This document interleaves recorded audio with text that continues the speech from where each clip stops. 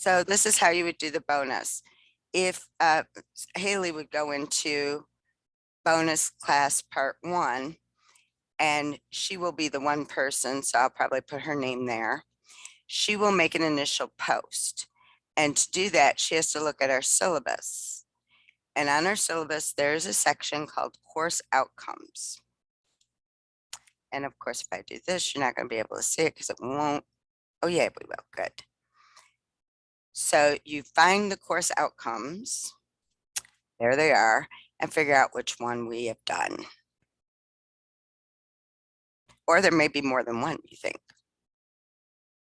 So then you make a post saying, in session 1, Haley will say, in session 1 of this class, we addressed, I'm going to give you a hint, figuring out the key points, and underlining is moving towards number 1. You can't paraphrase something if you don't know what the point is. Can't summarize anything if you don't know what the point is. But there may be more. There may be more here, but you're sticking just with segment 1, what we did in segment 1. Luke, you're going to be looking at what we do here in regards to which of these did we actually try to address. Okay. And you will make your post, right or wrong, and then other people will have an opportunity to chime in.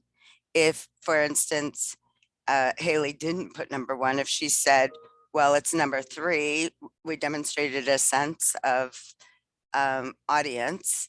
She's not exactly wrong, but somebody else may say, well, I think we worked on paraphrasing because you got to know the key points, and they get a point for doing that. But if they just agree, no points. If they just say, yeah, no, you got to add something or adjust something, add to what the person posted has said, or actually add an additional outcome that you think we did. Okay. Yeah. When will they be open? Like when will the They're open now. post- They're open now, but you need to wait till the segment so you know what we do and how it pertains, because there might be more than one outcome. Can you show us where you clicked to get to the place where I'm supposed to post that? Oops, I didn't mean to stop sharing. Yeah, that screen. Okay, back we go. All right, so in our announcements are all these things that you can click on. Yeah. So I put the bonuses down here. And if you click on this, it'll take you to the assignment. And in the assignment, it gives you the link to the discussion board, or you can go straight to the discussion board, go to week 3 and skim through all those. It doesn't show up. I think we have to join group before we can see the discussion board. Oh. So you can't even see because I didn't make it a group for the dig. But no, we can't the see whole any board. discussions. Okay. Okay. So you have to do the other tool thing because I set that up. Maybe I'll put the digs in a different place. I'll give it it'll be week 3B or week 3-1. So it'll have its own forum. I'll put it in at the end of class. Thanks for letting me know that, because I can't see. Of course, I can see it all the time. So I need to move the dig board so you can access it, whether you're logged in for your peer review or not. All right, so that helped me. Thank you. Let's go back to course home. So our big objective is to create a summary and response, right? But in order to do that, you have to practice your paraphrasing and quoting. Not saying that anybody isn't doing it right, but it's nice to have specific parameters, especially since you're going to be graded on it. So I'm going to go over what we're trying to do. And this reading will be available in your announcement. You can go back to it. This is straight out of your book. So let's go over that. First, tell me, why would you do a summary in the first place? Critical thinking, people. Why would you bother to do a formal summary of an article? So when you have to reread it, you don't have to reread the entire thing when you're writing a paper or writing. That would be a good reading technique. You certainly would know that article inside and out. But if you were writing it and it wasn't for my class, why would you be writing about this author's key points? Why would you be writing a summary for someone? How do you guys use summaries? Do you ever read summaries? They're sometimes called abstracts. They're sometimes called cliff notes. I would use it if it's like a very complex paper that I was reading. I would use it to understand it, or Well, that's for reading for your purposes, but why would you write it for somebody else? What's the if they, purpose? so that they understand the main points that I bring. If you were using it in a paper, say you wanted to argue against what the author has put out there in the world, and you want to say he is wrong or she is wrong, or if you wanted to add to what or qualify what he or she said, then you would need to sum up what he or she said before you could respond to it. And you're assuming that the audience has not read the article or that they haven't read it in a long time. So you need to hit the highlights for them. So that's kind of the purpose of writing a summary and response. For those of you who will be doing research, you're probably going to rely on this pretty heavily. Instead of investing a lot of time reading an entire piece, you want to get the abstract or the summary of it so that you can decide, do I need to read this article or it doesn't fit with what I'm trying to do? So no. So summaries are really important in any kind of writing because they help us research and they help us make our points better if we need to bounce off somebody else's points or we want to use them in our paper to support what we're saying. So that's why we're focusing on our summary and response skills. But there is, when you do a formal summary and response, there is a particular way you do it. So I have a guideline. I don't really want you to look at the one in the book because they're talking about summarizing and responding for a different reason, like you're analyzing literature or something. We're not doing that. We're talking about the ideas presented and we're responding to the ideas, not to how they did it, how they structured the piece or any of that. We don't care about that. We're just worried about their ideas and whether we agree or disagree with them and why. So to do that, we're going to need to take a look at quoting and paraphrasing. You will have the link. I don't think I can access the link this way. You think I'd remember that because when I click on it, it just shows me the link. So I'm going, yeah, discard those changes. I'm going to go to where I tucked it away in our content folder because I think I can access it there. And we'll just look at what is a paraphrase? What is a quote? What do you guys think? What do you already know? What constitutes a paraphrase in your opinion? What have you learned about paraphrasing? Wouldn't paraphrasing be like changing the wording like in your own words, and then Yeah. quoting would be a direct quote? Yeah. So when I tell you to translate it in a way that you would say it to a friend, and when you pull those key points out, that's paraphrasing. You're not just looking up in a thesaurus how to change one or two words. That's not far enough away from the original to be considered a paraphrase. And that part gets tricky. It takes some practice. You may not do it right the first time, but you know, in this class, you're allowed to revise. You're allowed to revise. You're allowed to do extra things to get your grade up while you are learning how to do these things. Because hopefully you're not perfect at it already, or you don't belong in my class. What am I doing here? So you have to learn. That takes feedback. That may damage your grade, but you will be allowed to revise it. You will be allowed to build your own grade. So paraphrasing. Best advice I can give you is look away from the original. Don't even look at the original and think of how you would tell a friend. Now, when you tell friends, you may use some slang that you then have to modify to make it more academic sounding. But it should be language that is comfortable to you.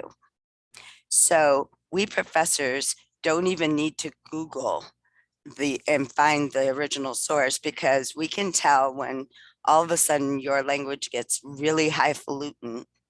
If you change your tone or your vocabulary suddenly becomes more academic sounding, we know you swipe those words.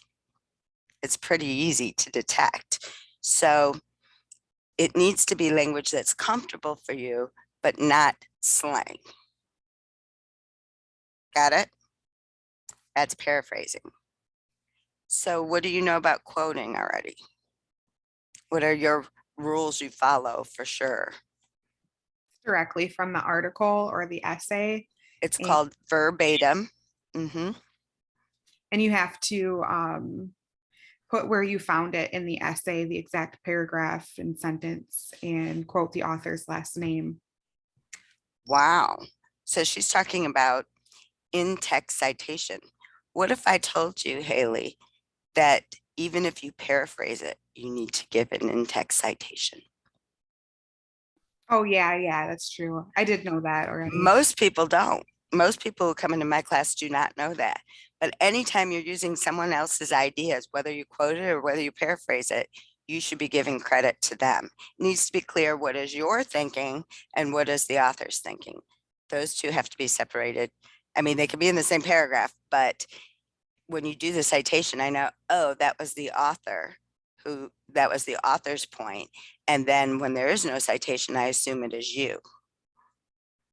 So whether you quote or whether you paraphrase, you're going to put an in-text citation to indicate this is the author's and this is where you can find this information. So good job, Haley. Needs to be verbatim. Verbatim is Latin for exactly as it appears in the text. But what if I need to modify it? Does anyone know how we modify a verbatim quote and still stay legit? I bet you do it. What if you want to skip some words? What do? You had 3 dots. The at ellipses. the beginning or Good, end. good, Andrew.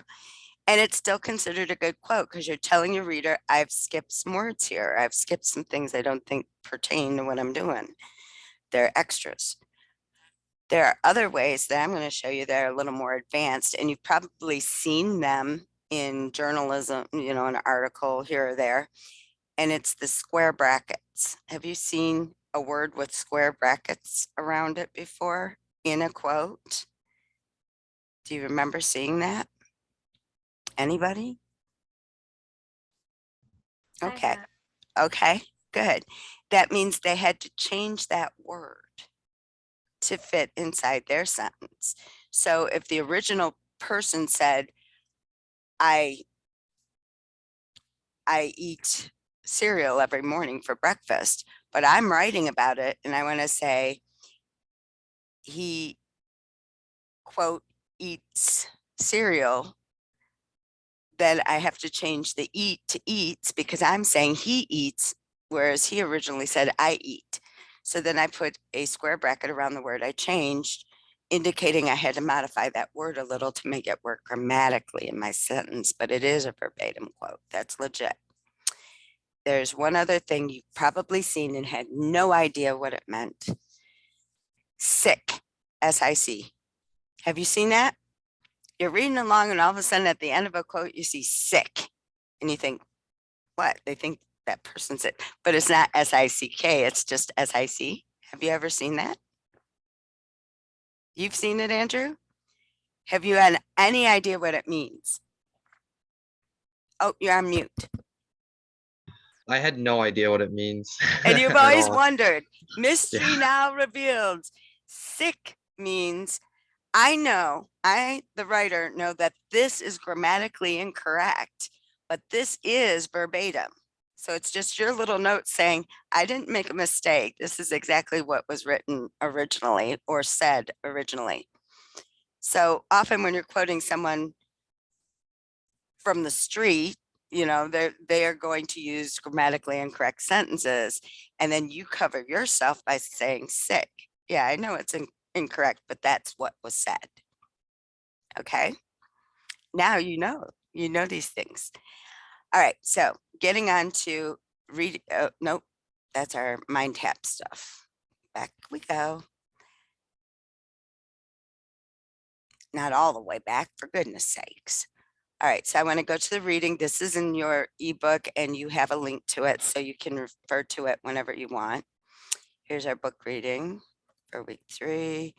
And we only need 10B through D on this. That'll give you samples of what we're doing.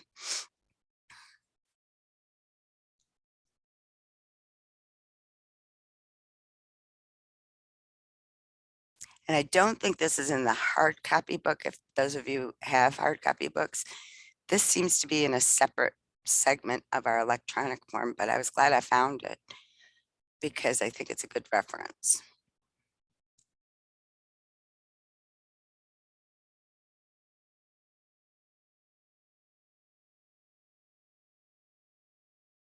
Okay, so this tells you how to quote accurately, which is verbatim, as you just said. And it has some links to some other places where you would be able to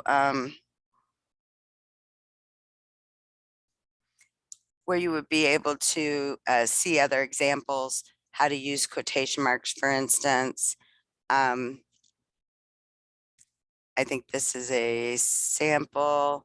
And then if your source is quoting another source, how do you handle it? Because that gets a little messy, but that's okay. So there are links there for you. Deciding when to quote. And I asked you guys to come to this segment with some choices already that you think might be worth a quote. So what is worth a quote? I'm going to demonstrate something for you, and then I think that'll become pretty clear. When do I need to quote and when do I need to paraphrase? Well, you definitely need to quote if your author said something outrageous, right? And you don't want people to say, oh, you misunderstood, because nobody would say that. Then you would definitely want to quote it. You'd also want to quote it if they just happen to say it in a way that is just, it just grabs you. Here you actually remember it even when you're not looking at it. It's just the way they phrased it. Then it's probably worth a quote. So here are examples of original. You have to get the verbatim. So any words you use from the source must be in quotation marks. And you want to make sure, so there shouldn't be any grammatical mistakes in your quotes, or I'm going to say you didn't do it verbatim. That's when I'll check and I'll say you didn't do it verbatim, and you will lose big points because you have to be really careful when you're dealing with other people's stuff. So this gives you an example of how to get it verbatim. You just have to be really careful. Here they're showing how to use the ellipses if you want to skip words. If you use the ellipses at the end, let's say you just use the first part of the sentence, then you go do. Notice that even though this might be a capital T in the original, because it's now in the middle of my sentence, I've started the sentence already, I'm going to drop it to a lowercase or it'll look really funny. Perhaps Flower reports that being attractive has, quote, no effect. So here's an example of kind of paraphrasing part of it and just picking up the best. And then it goes into how to split a quotation. So you have samples here, and I also have samples. Don't rig the evidence. So you don't want to omit words that actually change the meaning of what the author's really trying to say, which is why I've spent almost 3 weeks now with you guys, making sure you understand what the author's actually saying, because you are responsible for accurately reporting exactly what the author is saying, even if you're paraphrasing, even if you're quoting, you got to quote enough that it actually gives the author's point and not accidentally leave off a not or a but to get it, which makes it sound the opposite of what the author means. And there's the square bracket, how to change the words. You add square brackets. So, all right. How to quote long passages. X this off. Nobody's going to do this. I don't want long passages because think about it. When you hit those long passages, do you even read those? I don't want to read those. I want to hear what you have to say about it. Just get to the point. All right. So it's only a few pages, but there you go. Somebody came and left again. There you go. So now I would like to stop sharing this and I'm going to go into your summary and response so you get where the goal is. And on the summary and response guideline, you also need to see Jimothy. Don't know who Jimothy is.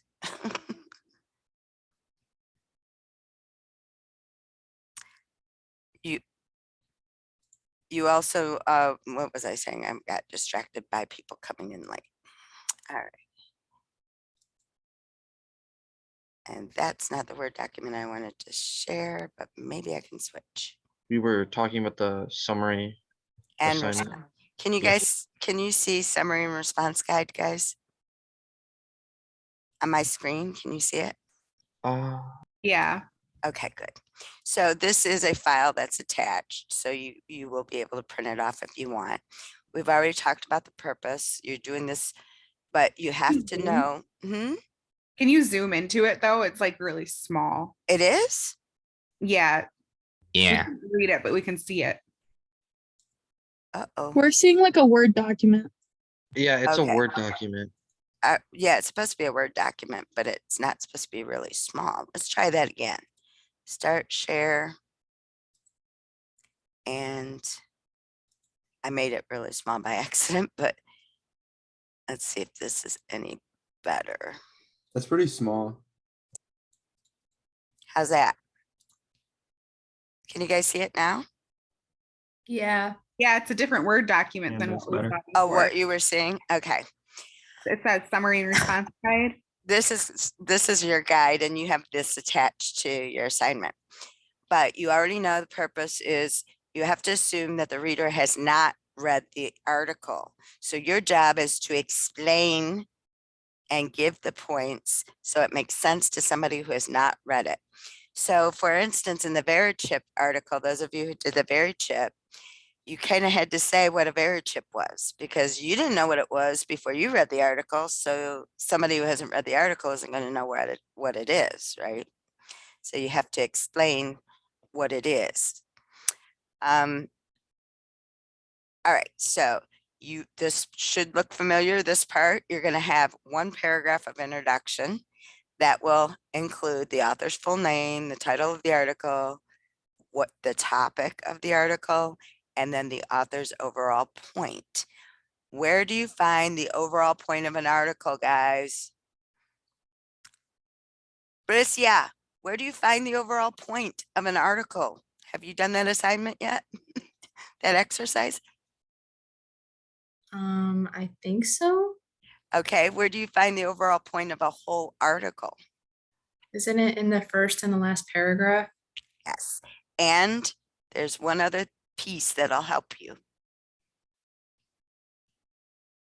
The The title. The Oh, title. the title. Oh. Yeah, the title.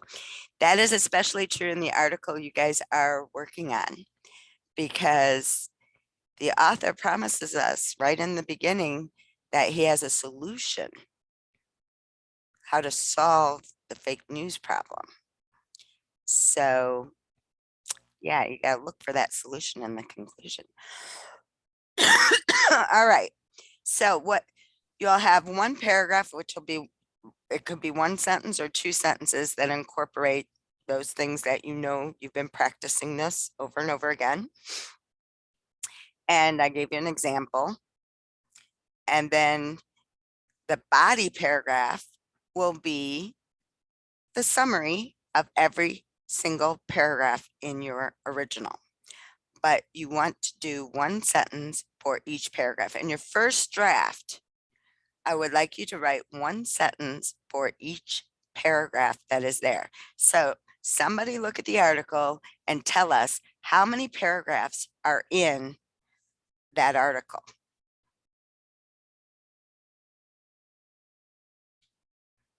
I think they're numbered, aren't they? Are they numbered? We have to count them. Okay, I don't Yeah. think so. count them up.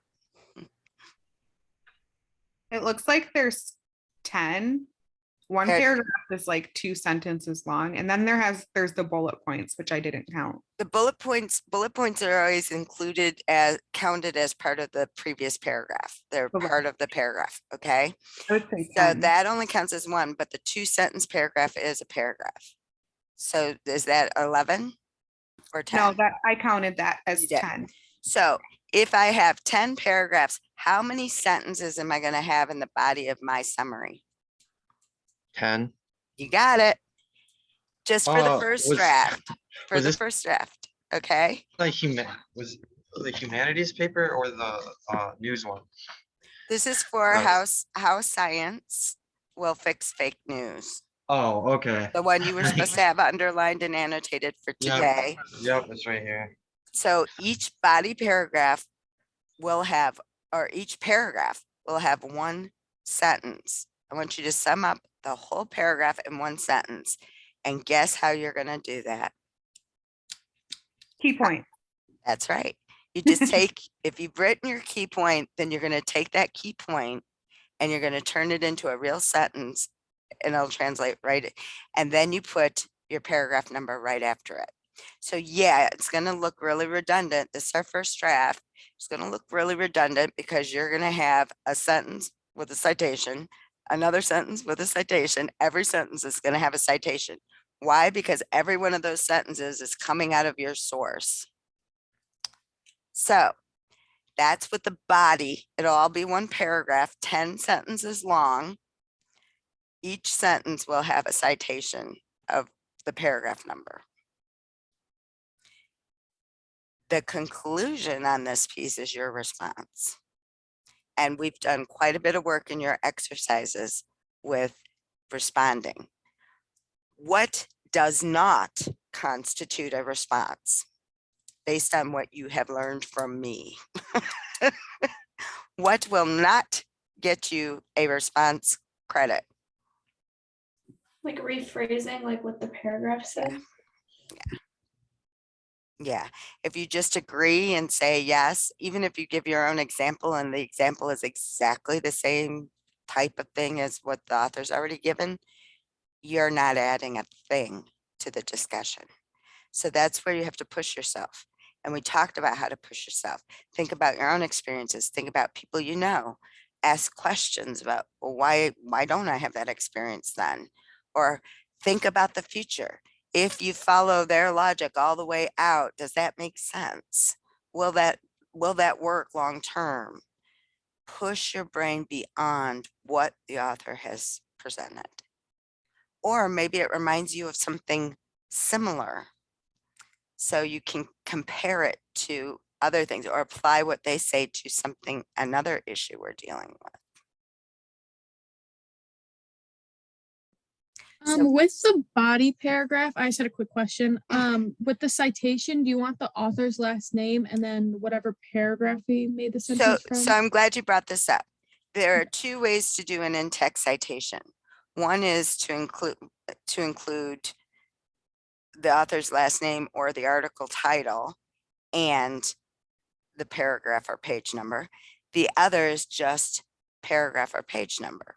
In this case, we are only going to need the page or paragraph number. Can anyone guess why? Why would I only need to do paragraph or page number? Because we're only quoting one source. One source that we have thoroughly introduced in your introduction. So it is clear that every single thing is from this author, and you're going to give little tags, they call them, clues. So the first sentence of your body paragraph will start with something. What's our author's last name? What's our author's last name? I think it's Cohen. Cohen. So your first sentence of your body paragraph will cue your reader by saying, Cohen's first paragraph is about. Okay, so you'll give me the name to let me know we're still with Cohen. And then when you get to your response portion, you don't need to say in response. Don't do that. We're not going to announce anything. You will just say Cohen makes very good points, or Cohen's idea to do X isn't going to work or will work. And then you will go into, but I think, or, and I think it could apply to something else. So you can use I and my experience in the last segment of your paper. For your first draft, you're going for at least one paragraph that addresses his overall point. You must address the overall point first. You can also address any minor points that you took issue with, but first address that overall point. So for the body, we still want to make it flow and like sound nice. It's just going to be kind of weird. No, with this the is a first draft. So basically you're just putting in paragraph form. You're not going to do a bulleted list. You're going to do paragraph form, but you're going to try to do one sentence for each paragraph. In our second draft, we'll try to make it sound better and combine sentences. Okay, got it. Thank you. But for now, I want you focused on making sure you have covered every key point. And to do that, the easiest way to do that is make sure I have one sentence for each paragraph. Then you know you're covered. Then we can smush them together and wangle them. All right, so how to quote, how to paraphrase. That's what we're supposed to be talking about right now. And here I have given you, oh, there is something else in here that I should mention. When you are doing this, and everyone's been doing it so far pretty well, be sure to keep your opinion out of the summary portion. So unlike normal writing, when you use a source, you can come right back with your own opinion. This is a formal summary and response. So you're going to present all the author first, as act like a reporter. You're going to say, this is what he says, this is what he says, this is what he says. And then you will respond in your conclusion. Okay. This is very formulaic, and this is the formula for a summary and response. So please keep your own opinion out of the body of the text. Wait till the end, and then you can reply. So there are 3 different ways I'd like you to think about quoting. At the very least, you must have an introduced quote. So you would use Cohen states that. At the very least, you have to say, according to Cohen, right? Before you go into your quote. There will be no quotes that start and end with a quotation mark. You must at least introduce it with a Cohen believes that, or Cohen argues that. You must at least introduce it. That is the basis. That's not the best. An integrated quote is where we want to go. So try it out. That's where you would paraphrase part of it and then only quote a part of the sentence. So take a look at the ones that you've chosen that you think might be worth a quote, and let's just test them out. Let's just test them out. Sam, I thought you had to go. Are you here? She must have, she sent me a little chat saying, I have an appointment at 1, but I'm probably gonna leave. I'm gonna try to just stick like maybe like 12, 15. Okay, sorry, I didn't read thoroughly enough. Sam, what quote do you think might be worth quoting in your paper?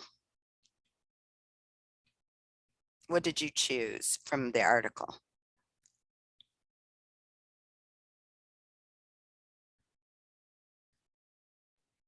One of the sentences that kind of like stood out was kind of the one where it said, although most people do not become professional scientists, we teach scientific method to all students to develop critical thinking skills, appreciate scientific work, and then the rest of that.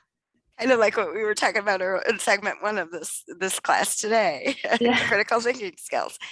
Okay, So if she could quote that whole thing, but I prefer you don't quote whole sentences. So if she were going to paraphrase part of it, what part of it, Sam, would you paraphrase, and what part would you definitely want in quotes?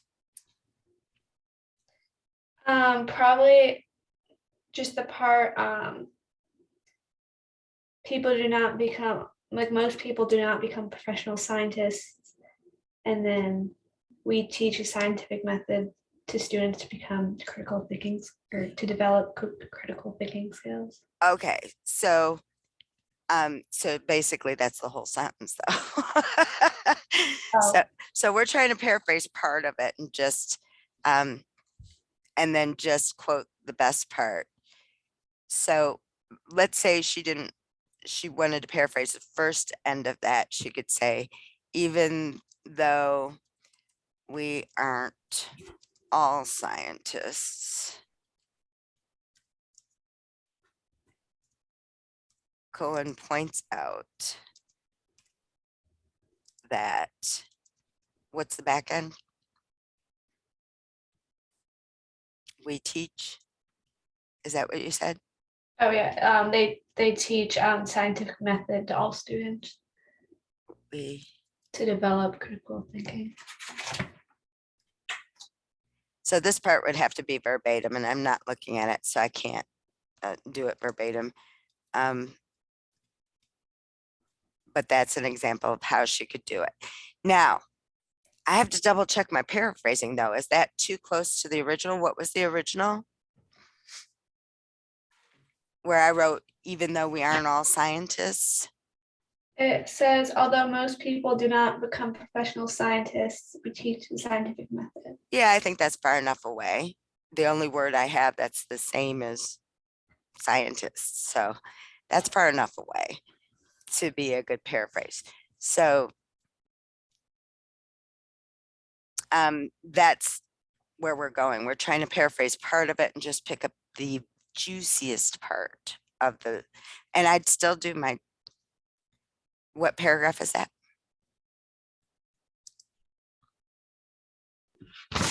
Oh, you didn't count yours yet. Well, let's say it's paragraph 7. I think it's number, yeah, it's number 7.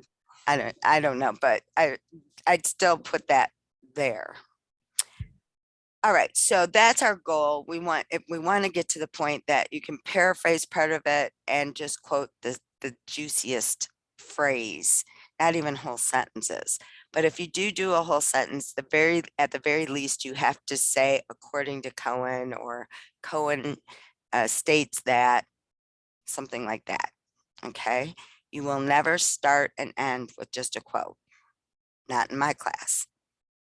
So you want that like quota material in the body sentences? Correct? No, I only am going to allow you two quotes in the whole paper,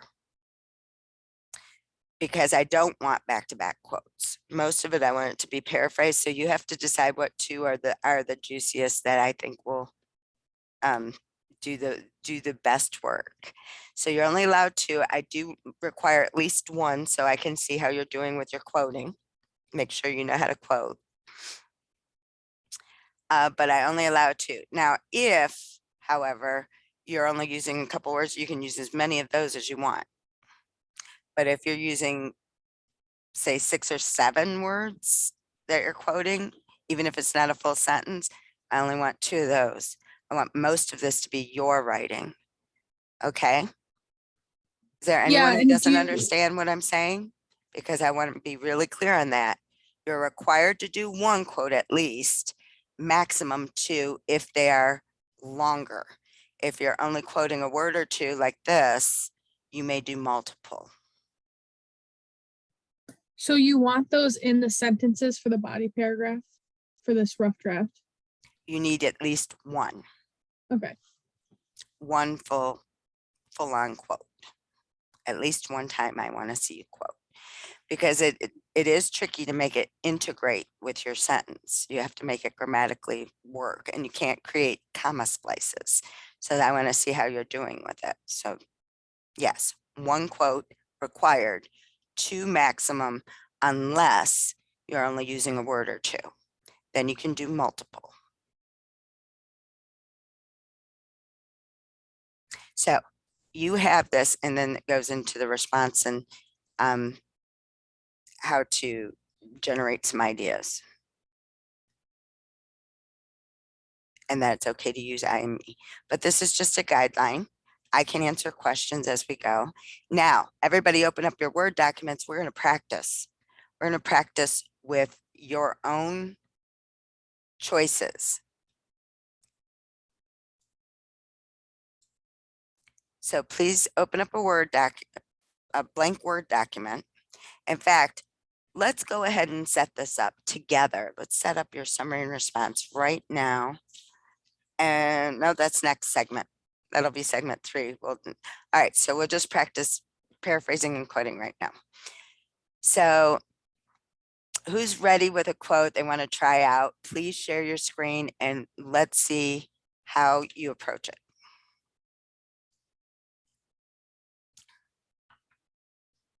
All right, Grace, you're up. Share your screen, please.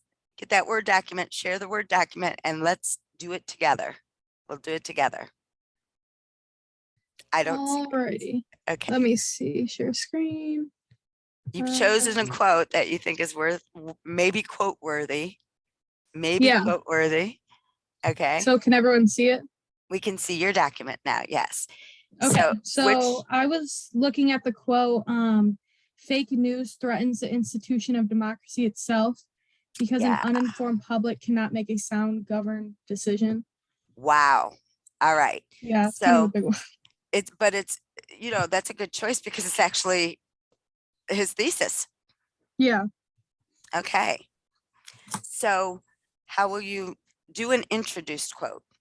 And I want everybody to try this. I want everybody to try one that's just introduced. Okay. So if I started saying like, let's see. Start with Cohen asserts that. Okay. That's an introduced one.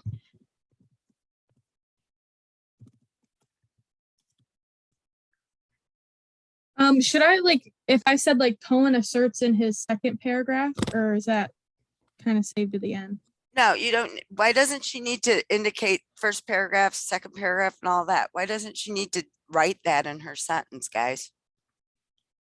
Can anybody guess why she doesn't need to?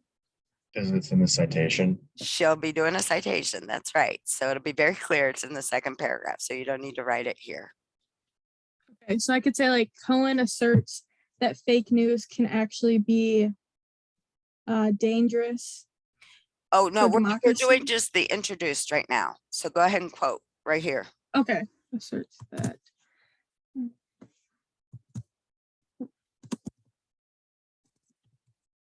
Fake news.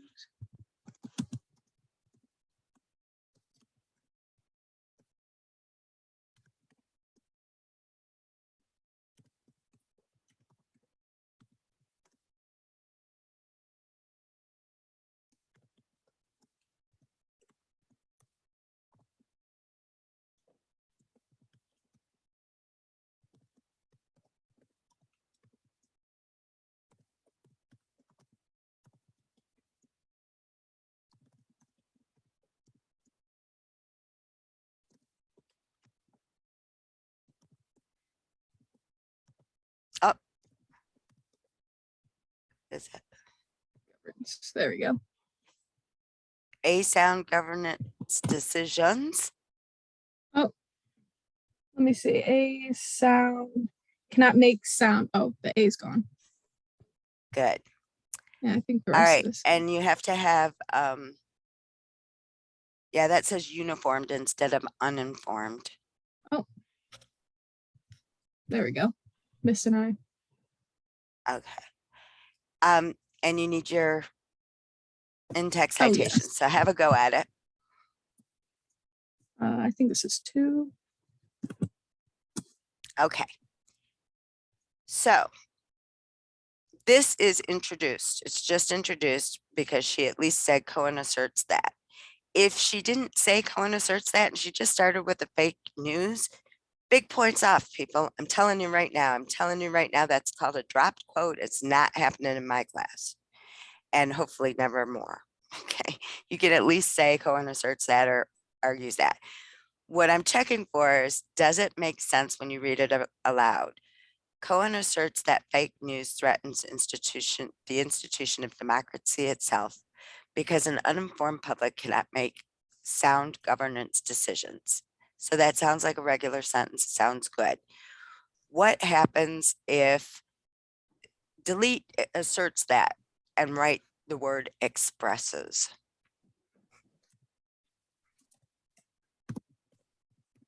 Get rid of the that as well. Now let's read this. Does this sound right? Cohen expresses fake news threatens the institution. Does that sound right to you guys? Not really.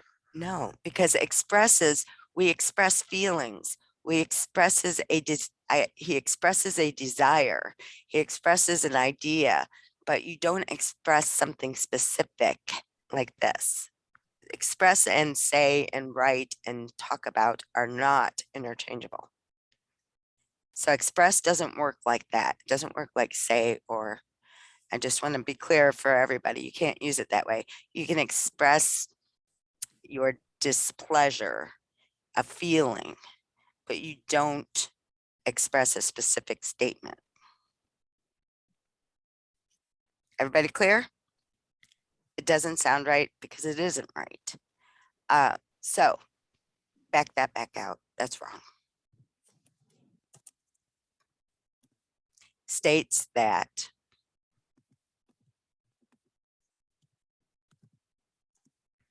okay. Now, punctuation. See how her period she did just as she was told to write it just verbatim, and she did. And there was a period there in the original. But where's the end of her sentence now? It's actually after that last parenthesis. So we have to take the period out of the decisions part and move it to the end of what's now the end of the sentence, which is the citation. By the way, she did it just right with the PAR period, PAR 2. All right, now hit enter. And I want everyone to try this statement, try paraphrasing the whole thing. So take one more look at it and then she's going to stop sharing and everybody has to try to paraphrase it. And we're going to check your paraphrasing. Cohen states that fake news threatens the institution of democracy itself because an uninformed public cannot make sound governance decisions. Now, stop sharing for a moment, Grace. Everybody try to write a paraphrase on that, on your Word document.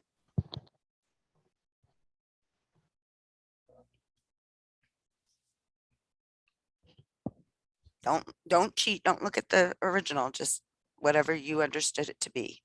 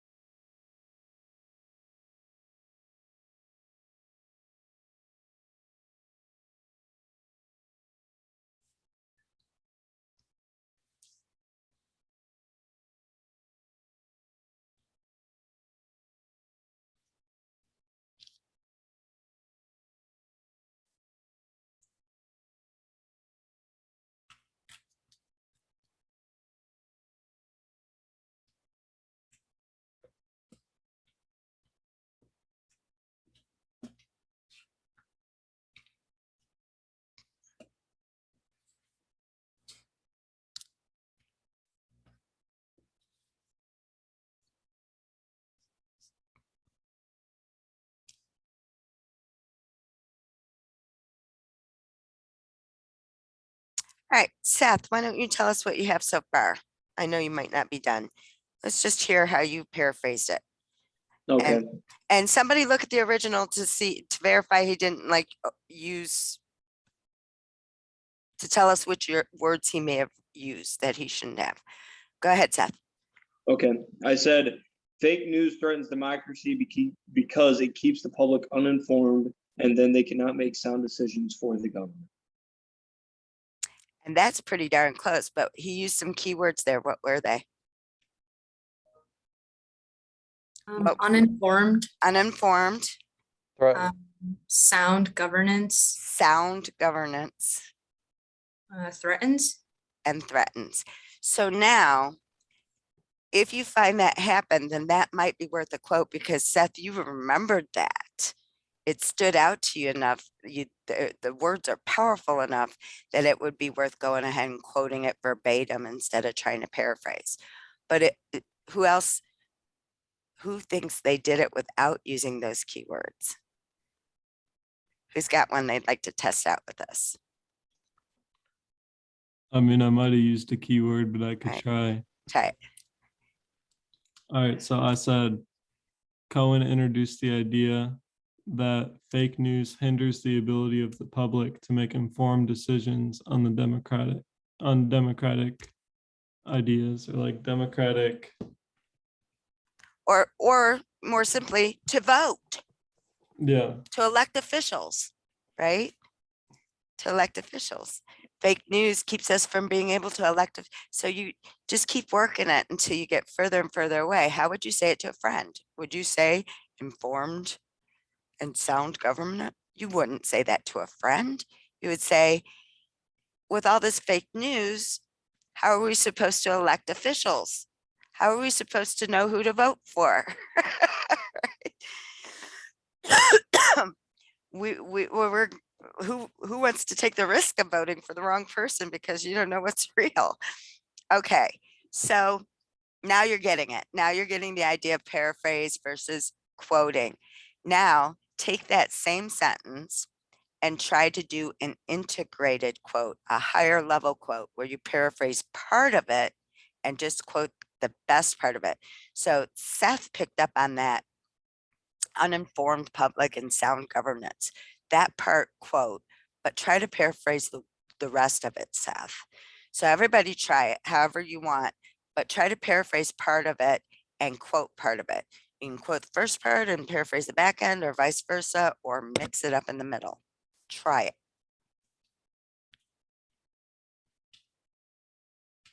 And we're almost ready to take a break. I know I'm running over.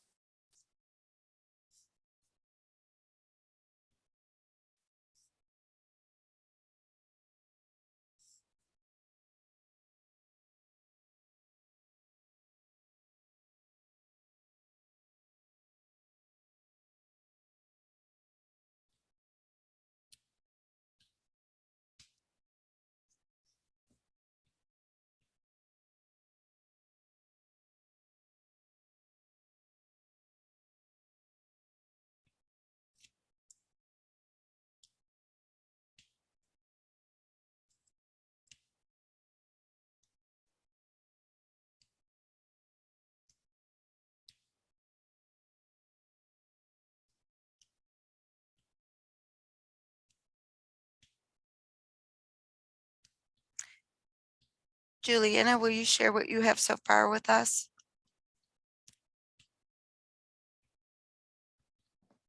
I'm still working on it. Like I Is it- restarted it. Oh, you restarted it? Okay. Yeah. I'll be quiet.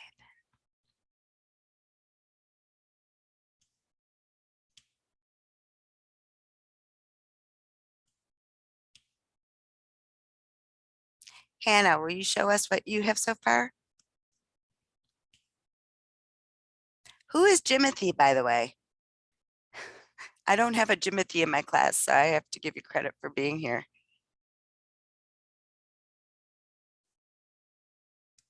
Jim, Oh, thank you. who is it? It's Jimothy. Jimothy. Yeah. Oh, James? This is James? Yeah. Oh, okay. I'm like, I don't have a Jimothy. But there you are. I like that, Jimothy. All right, Hannah, will you show us what you have so far? I like restarted mine, so I don't I don't have mine. Does anybody have one they want to check with me to see if they did it? I can try to go. Good, Bricia, go ahead. I said Cohen says that fake news threatens democracy because a public that isn't educated can't make sound governance decisions. And sound governance decisions, I put in quotes. Okay, but the paraphrase part still, because it's got threatens democracy, that would be quoted, I think. Isn't that verbatim? Kind of. Yeah, it's too close. But that's a good, you're moving towards it. You're moving towards it. And here's the hard part, which she achieved, and that is it reads right. So the hard part is when you start paraphrasing and integrating quotes, you got to make sure it still reads right. And that's where having to change a word here or there may come into play. And you use those square brackets to change it. So if I used like representative government instead of democracy, would that work? No, what is the idea behind it? I mean, would you say democracy to your friend, or would you say we don't know who to vote for? Or how are we supposed, we can't elect our politicians, we can't elect our president if we don't know what's true. Okay. So you need to go think about how you would say it to a friend. If you would say threatens democracy, I don't think you'd say that to a friend. I bet Okay. you've never said that to a friend before. I would bet that, because it's just a little highfalutin for layman's terms. Gotcha. All right, so I want to go do one more thing, and then I'll let you guys go and break. And when we come back, we're going to set up your first draft MLA style. All right, together. So you'll need your Word document. But let me show you something first. Not that I think anybody's having trouble deciding what's worth a quote and what isn't. I wanted to show you from the article America Needs. I had done some underlining and annotating here. So this is like 2 body paragraphs in American Needs. Let me make it bigger. Can you see the PDF? Yes, we can see the Word doc. It's a Word document, right? Oh yeah. Yeah, it is a Word document. I copied it into a Word document. All right, so here are my notes. But look at the original. Fakery isn't always harmless.